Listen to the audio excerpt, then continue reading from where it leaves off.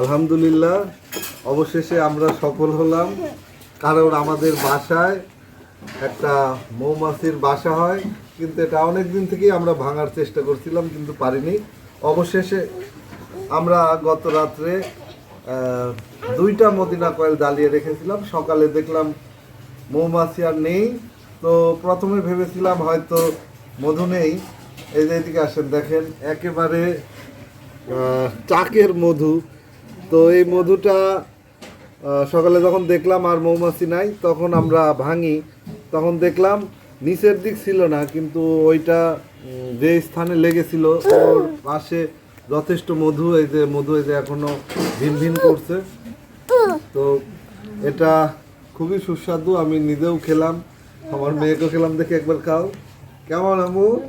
মজা? আচ্ছা, মজা। সত্যিই অনেক মজা। তো এখন আমি এটা চিপবো। এই যে আম্মু, নাও নাও নাও, চিপো চিপো চিপো। তোমার কি হাত ধোয়া আছে? আচ্ছা, নো, চিপো চিপো, নাহলে এই হবে। এই যে দেখুন, একটু আগায় নিয়ে আসেন, দেখেন এই যে একেবারে হ্যাঁ মধু।